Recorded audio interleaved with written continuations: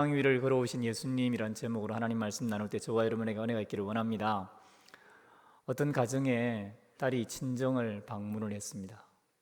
그리고 어머니와 함께 이야기를 하는 중에 딸이 너무 힘들다고, 살아가는 게 너무 쉽지 않다고, 어떻게 하면 좋겠냐고, 엄마 포기할까, 그런 말을 합니다. 그래서 어머니가 딸을 데리고 주방으로 갑니다. 주방으로 가서 냄비 3개에 물을 붓고 냄비를 끓이기 시작합니다. 그리고 그 냄비에 당근과 계란과 커피를 각각 넣었습니다. 지금 내가 이 냄비 속 물에 무엇을 넣었는지 너 보지. 당근과 계란과 커피네 엄마.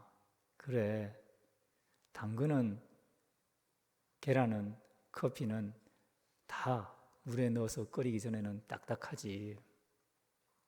그리고 이야기를 두런두런 하는 중에 물이 팔팔 끓기 시작합니다. 그리고 어머니가 하나씩 꺼냅니다. 당근을 꺼내니까 그렇게 딱딱하던 당근이 물러지고 푸석푸석해졌습니다. 계란은 원래는 깨어지면 그 속에 있는 것들이 다 터져나올 수 있는데 물에 끓고 나니까 단단해졌습니다. 커피는 어느 순간 물과 융합이 되어서 진한 커피 향을 물 가득하게 또 공기 중으로 퍼치고 있습니다. 그때서야 어머니가 딸에게 말합니다. 얘야,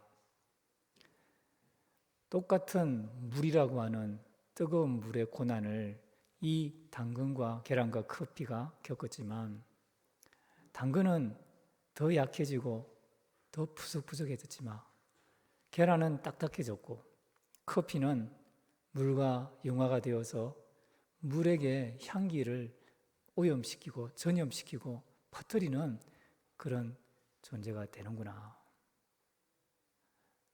똑같이 사람들이 다 고난을 겪는데 너는 어떻게 고난을 겪어갈 것인가 하는 어머니의 지혜가 담긴 행동이었죠. 여러분, 사람은 누구나 다 고난을 겪습니다. 1년 365일 햇빛만 뜨는 해가 없습니다. 비도 오고 바람도 불고 먹구름이 햇빛을 가릴 때가 있어요. 1년 365일 내내 밝은 낮만 있는 것도 아니에요. 어두움이 있습니다. 다시 날이 밝습니다. 어둠이 오고 날이 밝고 하는 게 반복되죠. 지금은 봄이지만 여러분, 봄만 있는 게 아니에요. 봄, 여름, 가을, 겨울이 있습니다. 여기 있는 사람들 중에 한 사람도 한 번도 넘어져 보지 않은 사람은 없습니다. 어릴 때 넘어져 봤든지 청년이 되고 장년이 되고 나이가 들어서 넘어졌든지 간에 한 번 이상 넘어진 경험이 다 있습니다. 고난이 있어요. 역경이 있어요. 어려움이 있어요. 이것이 인생입니다. 이게 현실이에요, 현실. 신앙생활을 할 때도 마찬가지입니다. 예수님을 믿고 따르고 천국 갈 길을 가지만 우리에게도 고난이 있습니다. 어려움이 있습니다. 역경이 있습니다. 그런데 이 어려움과 고난과 역경에 누구와 함께 하느냐, 누구를 따르고 있느냐에 따라서 그 삶이 복되기도 하고 그 삶이 정말 처절할 정도로 절망 가운데 빠져 있는 사람이 있다는 거예요. 저와 여러분은 풍랑 위를 걸어오시는 예수님을 오늘 이 시간 만나서 그 예수님을 묵상하는 중 예수님의 영이 우리 가운데 충만해서 어떤 고난과 역경 가운데서도 인생을 행복하게 살아낼 수 있기를 주 이름으로 축원합니다. 풍랑 위를 걸어오신 예수님은 먼저 제자들에게 오셨습니다. 오늘 마가복음 6장 45절을 보니까 예수님이 즉시 제자들을 재촉해서 자기가 무리를 보내는 동안에 배 타고 앞서 건너편 벳세다로 가게 하셨는데 48절에 바람이 거스름으로 제자들이 힘겹게 누워졌는 것을 보시고 밤 사경쯤에 바다 위로 걸어서 그들에게 오사 지나가려 하십니다. 여러분, 제자들은요 예수님의 보냄을 받았습니다. 예수님이 건너편 벳세다로 가라 배를 태워주면서 보내셨어요. 그래서 제자들이 예수님의 명령을 듣고 건너편으로 가려고 애를 썼습니다. 출발점이 분명해서 예수님 명령을 따라서 출발했습니다. 목표도 분명했습니다. 벳세다예요. 가는 길도 예수님께 순종한 길이었습니다. 그런데 이 제자들에게 문제가 있었어요. 10여리쯤 가고 나서 더 이상 배가 앞으로 가지 않는 거예요. 10여리는 4km인데 여러분, 배를 노를 저어서 앞으로 가는 그런 제자들 무리가 있다고 생각을 해보세요. 12명이잖아요. 저기 우리 금우산 앞에 가면 오리배 있잖아요. 그죠? 낙동강에 가면 배가 있잖아요. 여러분, 배를 타고 4km를 간다고 생각해 보세요. 얼마의 시간이 지나면 갈 수 있겠습니까? 한 30분 걸릴까요? 여기 힘세고 막 젊은 분들은 30분? 너무 길다. 한 5분이면 가겠다. 10분이면 가겠다. 이런 분들이 있잖아요. 제자들이 12명이 예수님의 명령을 쫓아서 가니까 얼마나 신나게, 조금 전에 지금 예수님이 5,000명을, 남자만 5,000명을 보리떡 5개, 물고기 2마리를 먹이셨거든요. 기고만장해서 씩씩하게 노를 저으면서 이 게네사렛 호수를 건너가고 있는 거예요. 그런데 이게 웬일입니까? 4km를 갔는데 더 이상 앞으로 안 나가는 거예요. 바람이 불어오기 시작하는데 힘겹게 노를 저어도 그 호수 중앙에 딱 멈춰서는 거예요. 여러분, 이 호수는 35km인데 남북으로 21km, 동서로 11km예요. 그러니까 정중앙이에요. 정중앙. 그게 딱 멈추는 거죠. 그들이 저녁 식사를 마친 이후에 출발을 했으니까 날이 어두워지기 전에 배를 타고 호수를 건넜다고 가정을 하면 약 한 6시 정도에 배를 타고 거기서 건너편으로 건너가려고 했습니다. 그런데 예수님이 산 위에서 그들을 보았을 때가 언제냐면 새벽 4시에서 새벽 6시 사이예요. 그러니까 적어도 12시간, 길게 잡으면 14시간을 지금 그 호수 중앙에서 바람에 맞서서 힘겹게 노를 젓고 있는 제자들이 있습니다. 이게 무슨 일일까요? 그들이 출발을 잘했고 그들이 목표도 분명했는데, 그리고 주님이 보내신 길을 가고 있는데 왜 호수 중앙에 멈춰 있냐는 거예요. 왜 바람이 맞서서 힘겹게 노를 젓고 있냐는 거죠. 여러분, 여기 신앙생활에 우리가 주님과 동행하면서 행복하게 살기 위한 비결이 숨어 있습니다. 여러분, 제자들이 마가복음 4장에 보면, 우리가 지금 6장을 보고 있는데 마가복음 4장에 보면은 예수님이 배에서 주무실 때 큰 바람과 풍랑이 일어서 그들 배가 물에 빠져갈 뻔한 그런 경험이 있었어요. 그때 제자들이 무서워서 주님 주무십니까? 우리가 죽게 된 것을 돌아보지 않습니까? 할 때에 예수님이 딱 일어나자마자 바람과 바다를 향해서 꾸짖잖아요. 잠잠하라, 고요하라. 그러니까 고요해졌거든요. 잠잠해졌거든요. 바람도 그치고 파도도 멈췄거든요. 그 사실을 경험한 지가 얼마 되지 않았는데 제자들이 자기들 힘으로 노를 젓고 있는 거예요. 예수님에 대한 생각은 깡그리 잊어버린 거죠. 아마 이해는 할 수 있습니다. 예수님이 거기 배에는 없거든요. 예수님이라도 지금 우리가 여기 바다 한복판에서 빠져 죽게 된 이 상황, 괴로이 노를 젓고 앞으로 나가지 못하는 이 상황을 해결해 줄 수 없을 것이다 라고 생각하고, 또 자기들 스스로 생각하는 거예요. 우리가 이런 바다쯤은 건넌 적이 한두 번이 아닌데, 우리가 뱃사공이고 어부 출신인데 이 게네사렛 호수를 우리가 지금까지 헤엄치고 배 타고 다녔는데 이것쯤이야 내 힘으로 할 수 있다. 그리고 그게 1시간이 되고 2시간이 되고 3시간이 되고 4시간이 되고 10시간이 넘어지고 11시간, 12시간 자꾸 시간이 가는 거죠. 여러분, 우리가 주님 앞에 정말 행복하게 신앙생활을 하려면, 풍랑 위를 걸어오신 예수님을 경험하며 기적을 경험하며 살려면 내가 할 수 있다고 생각하는 것 쫓아도 내려놔야 돼요. 내게 익숙한 것, 내가 가지고 있는 지식, 내가 가지고 있는 경험, 모든 것을 다 내려놓고 그 모든 가는 걸음 한 걸음 한 걸음에 예수님의 도움을 구해야 합니다.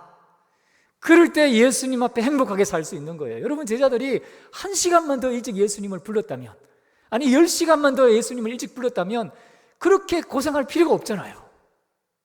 많은 사람들이 인생의 세파를 지나가면서 개인적으로, 가정적으로, 공동체적으로, 나라와 민족 가운데 하나님의 도움을 구하지 않음으로 말미암아 자기 실력, 자기 능력으로 모든 것을 해결하려고 하면 말미암아 인생의 문제를 해결하지 못하는 것을 봅니다. 괴로이 노를 젓고 있는 거예요. 이건 어쩔 수 없어. 갈 수도 없고 안 갈 수도 없고 주님 명령 따라서 교회 나오긴 했고 천국 가긴 가야 되겠는데 교회 생활이 내 실력, 내 경험은 내 조건으로 하려고 하니까 힘들고 괴롭고 피곤한 거예요. 여러분, 주님께 맡길 수 있기를 원합니다. 신앙생활의 모든 것을 주님께 맡기기를 바라요.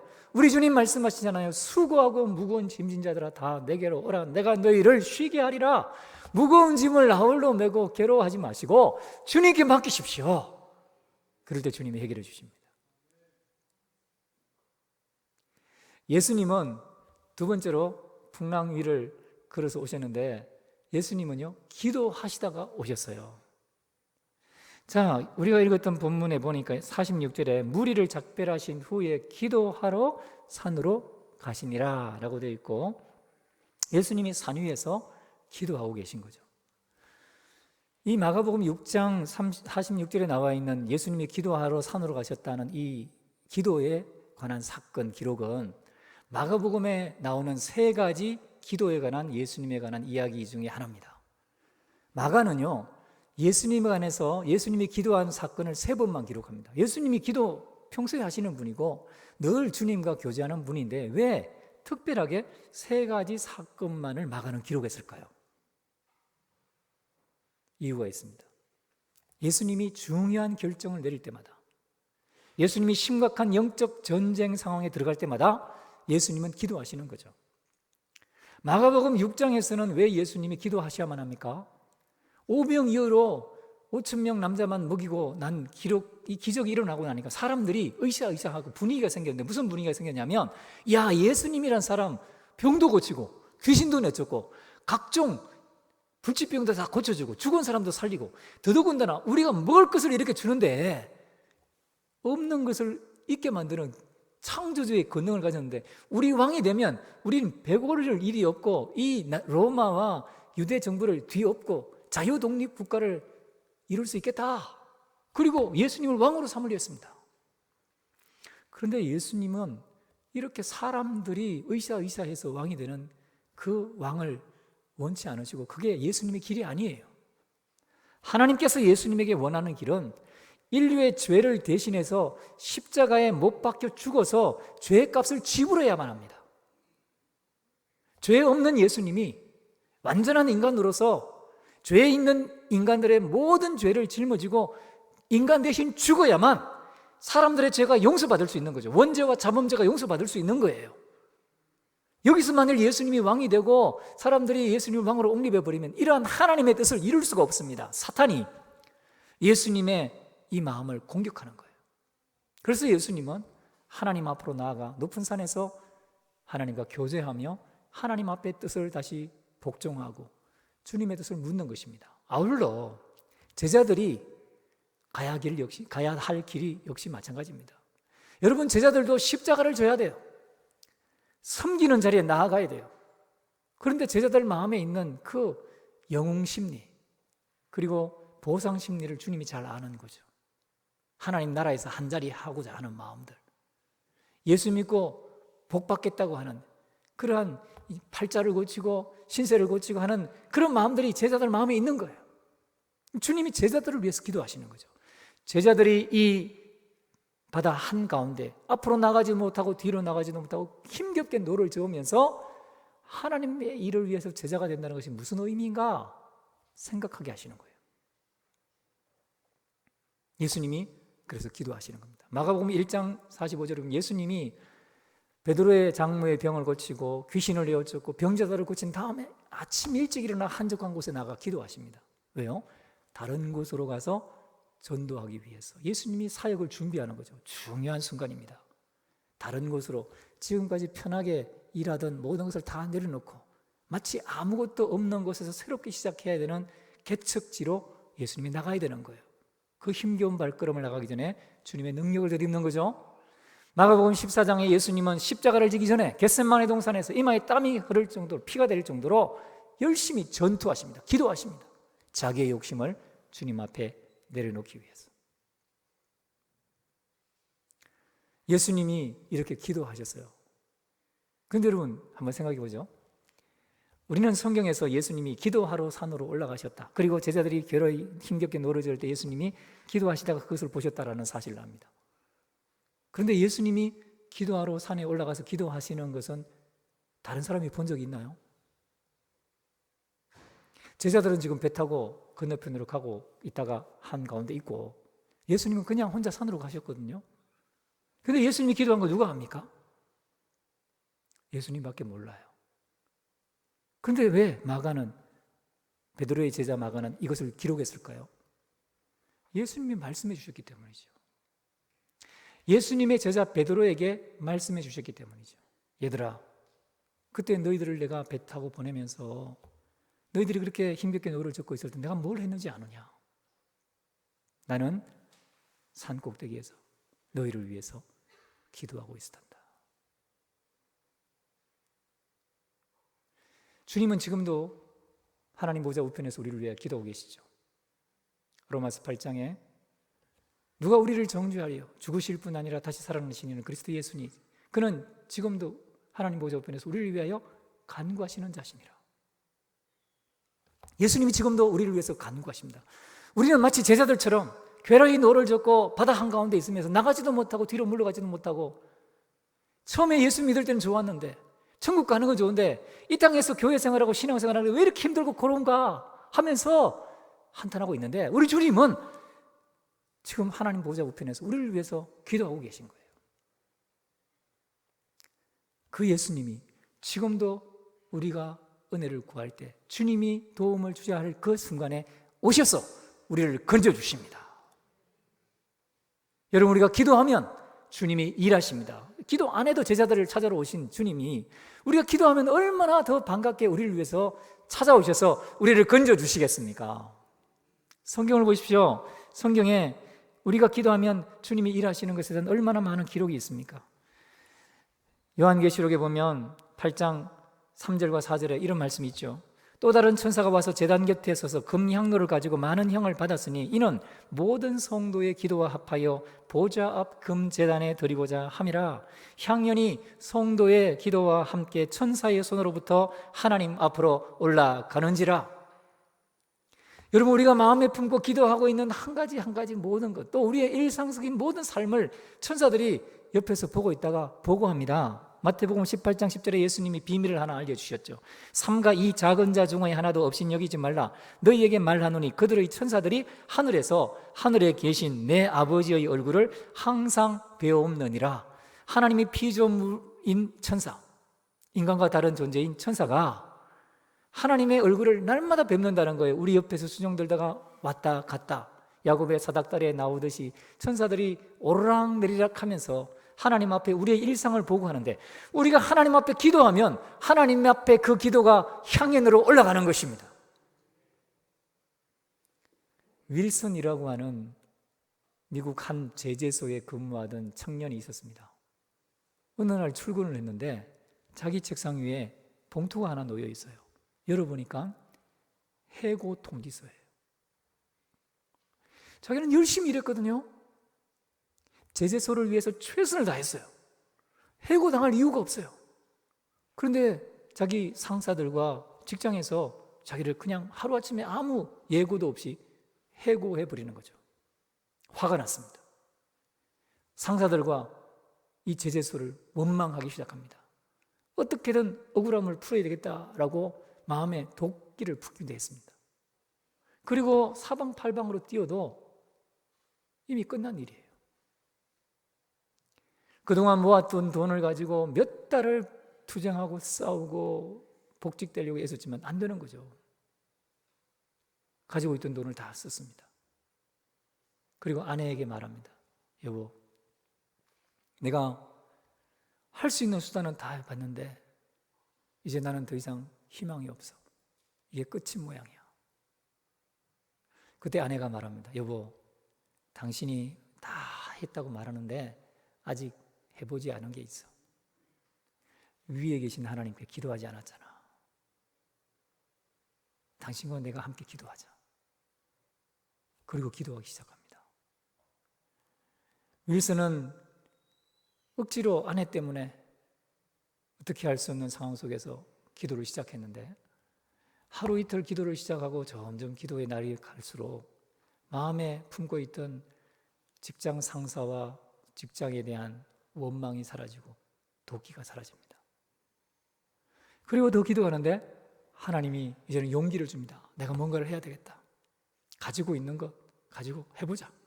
마음에 힘이 생겼습니다.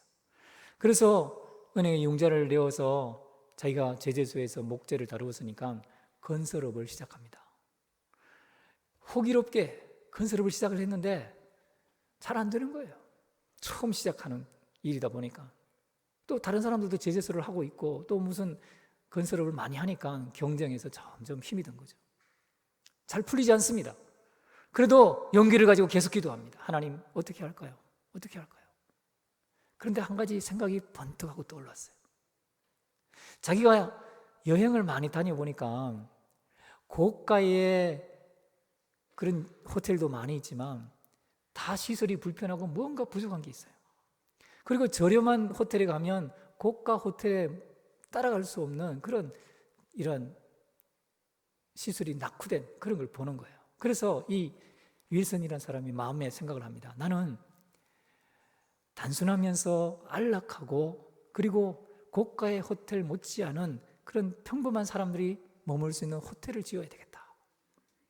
그리고 하나님 은혜를 구하며 호텔 사업을 시작합니다. 여러분, 이 윌슨이 나중에 전 세계적으로 1,600개의 호텔을 경영하는 오너가 됩니다. 미국이 1,300개, 미국 호텔 산업의 12%를 담당하게 되죠. 홀리데이 인 호텔이라고 지금도 전 세계적으로 운영되는 호텔입니다. 그는 그 호텔에 그리스도인들이 머물 수 있도록 거룩한 공간이 될 수 있도록 마음을 품고 깨끗하게 유지를 하고 그리고 호텔마다 서랍에 성경을 넣어 놓아서 그곳에 머무는 사람은 누구든지 성경을 접할 수 있도록 그렇게 하나님의 은혜를 구하는 호텔 사업이 진행된 것입니다. 여러분 힘듭니까? 절망스럽습니까? 힘이 들어서 괴로이 노를 젓고 있습니까? 하긴 하는데 다람쥐 쳇바퀴 도는 것처럼 매일 반복되는 삶에 지치고 힘들고 그래서 더 이상 어떻게 소망이 없다라고 생각되어집니까? 하나님 앞에 나와 하나님의 은혜를 구하시기를 바랍니다. 주님께 기도하면 주님의 보좌가 열리고 하늘로부터 응답이 내려오는데 우리가 예상할 수 없었던 은혜가 내려오는 거예요. 여러분 제자들을 보세요. 제자들은요 지금 아무것도 안 하고 있어요. 그냥 주님의 명령을 따라서만 가고 있는데 주님이 물 위를 친히 걸어오시잖아요. 하물며 우리가 기도한다면 우리는 제자들보다 예수님에 대해서 더 확실하게 알잖아요. 제자들이 가진 지식보다 예수님의 구원, 예수님의 부활과 예수님의 성천과 예수님의 재림에 관한 비밀을 더 많이 알고 있잖아요. 그런 우리가 기도한다면 주님이 우리를 도와주시지 않겠어요? 예수님은 물 위를 걸어오시면서 제자들에게 자신을 계시해 주셨죠. 여러분 이 세 번째 우리가 기억해야 될 것은 자신을 드러내시는 예수님을 봐야 한다는 거예요. 여러분 예수님이 왜 물 위를 걸어오실까요? 예수님이 그 산 위에서 제자들을 보고 계시다가 바람을 멈추게 할 수 있거든요. 이만하면 됐다. 바람 너 멈춰. 명령하시면 되거든요. 그럼 제자들 건너편으로 가고 제자들도 따라서 예수님도 건너편으로 가면 돼요. 이미 제자들을 향한 모든 목적이 다 달성됐다면 바람을 멈추면 되는 거예요. 그런데 예수는 여전히 바람이 불게 하고 제자들은 괴로이 노를 젓는 가운데 힘겹게 노를 젓는 가운데 물 위를 걸어오십니다. 왜 예수님은 물 위를 걸어오실까요? 아직도 주님이 원하시는 무엇인가가 빠져있기 때문이죠. 예수님은 제자들에게 뭔가 지금 가르침을 주기 원하시는데 그걸 아직도 제자들이 깨닫지 못한 거죠. 그게 뭡니까? 물 위를 걸어오시는 예수님에게 첫 번째 힌트가 있습니다. 여러분 예수님은 물 위를 걷는 최초의 인간으로 오늘 본문에 기록된 거죠.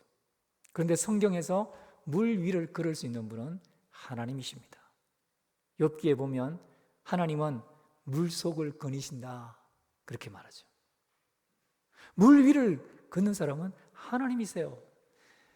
유대 역사가 있던 요세푸스는 유대 고대 전쟁사에서 천국에 있는 사람들의 모습을 묘사를 했어요. 그때 사람들은 아프지 않고 그리고 기쁨 가운데 생활하고 열매도 따먹고 그 중에 하나가 뭐가 있냐면 물 위를 걷는다는 거예요. 천국에 있는 사람들은 물 위를 걷는 사람이라는 거죠. 이것을 알고 있는 제자들, 유대인들은 물 위를 걸으신 예수님은 당연히 천국에 있는 사람, 즉 하나님의 나라에 속한 사람이다라고 생각할 수밖에 없는 거예요. 예수님 물 위를 걸어오십니다. 그런데 저들이 아직도 이걸 깨닫지 못해요. 한 번도 생각해 본 적이 없고, 여러분 생각해 보세요. 저기 낙동강에 새벽 4시에 나갔는데 누군가가 흰 옷을 입고 머리를 이렇게 치렁치렁 떨어뜨리고 물 위를 걷고 있다. 여러분 뭐라고 생각하세요? 물귀신이다! 난리가 나겠죠. 제자들이 그랬어요. 물요정이다, 유령이다 소리를 질렀어요. 한 번도 생각해 본 적이 없는 거예요. 그런데 예수님은 이 첫 번째 물 위를 걷는 것 이외에 두 번째, 그들을 지나가려고 하십니다. 성경에서 하나님은요, 사람들을 지나가시는 나타남의 모습을 기록하고 있습니다. 출애굽기 33장에 모세가 이스라엘 백성들을 구원해서 출애굽해서 광야 생활을 하는 중에 하나님께 소원이 생겼습니다. 하나님, 제가 주님을 위해서 이렇게 열심히 일하는데 하나님을 한 번 뵌 적이 없어요. 하나님 한 번 보여주세요. 기도했어요. 그랬더니 하나님이 모세에게 말씀하십니다. 나를 보고 살 사람이 없어. 내가 지나갈 테니 내가 그때 너를 반석에 숨겨두고 내 손으로 덮고 있다가 내가 지나가고 난 다음에 내 뒷모습을 볼 거야. 그리고 주님이 지나가세요.